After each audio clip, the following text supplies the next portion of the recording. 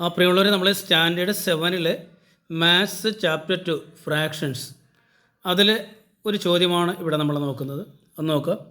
It takes 1/4 hour to walk around a playground once. അതായത് ഒരു പ്രാവശ്യം play ground ഒന്ന് ചുറ്റി വരുവാനായിട്ട് 1/4 അവർ, അതായത് 1/4 മണിക്കൂർ എടുക്കുന്നു എന്നാണ് പറഞ്ഞത്. അങ്ങനെയാണെങ്കിൽ നമുക്ക് എന്താ കണ്ടുപിടിക്കേണ്ടത്? How much time does it take to walk 4 times around at this speed. അപ്പോൾ ഇതേ വേഗതയിൽ തന്നെ 4 റൗണ്ട് നമുക്ക് പോകണം അല്ലേ? 4 times around at this speed എന്നാണ് പറഞ്ഞത്. അപ്പോൾ നമുക്ക് നോക്കാം എന്താണ് ശരിക്കും ഇവിടെ തന്നിരിക്കുന്നത്. എത്രയാണ്? 1/4 ആണ് അല്ലേ? 4 1 ടൈം എന്നൊക്കെ ആൻസർ ഒന്ന് എഴുതി തുടങ്ങിയാലോ.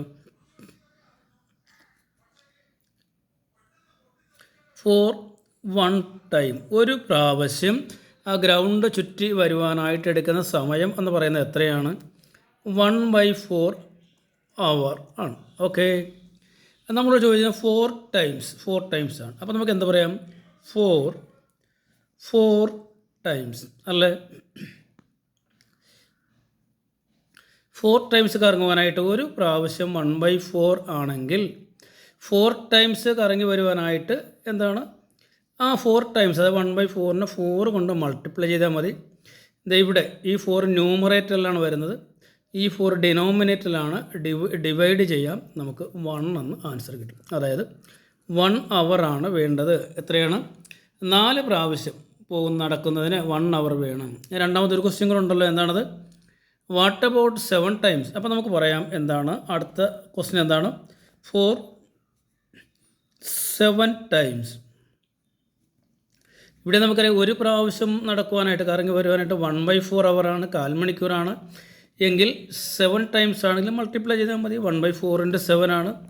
നമുക്കറിയാം ഈ രീതിയിൽ മൾട്ടിപ്ലിക്കേഷൻ പറഞ്ഞു കഴിഞ്ഞാൽ നമ്മൾ 7നെ മൾട്ടിപ്ലൈ ചെയ്യുന്ന 1 കൊണ്ടാണോ 4 കൊണ്ടാണോ? 7 × 1 ആണോ 7 × 4 ആണോ?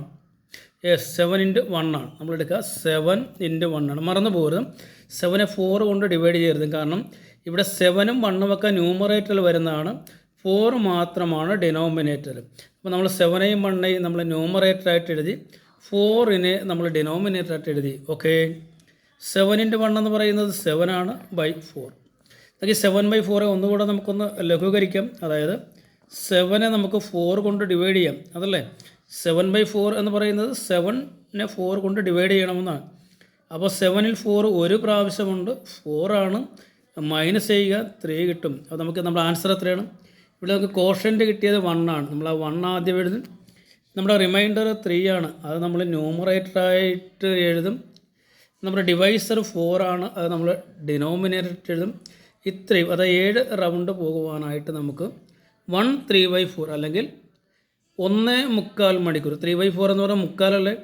1/4 മണിക്കൂർ എടുക്കും എന്നാണ് പറഞ്ഞത്. ഓക്കെ, മനസ്സിലായോ?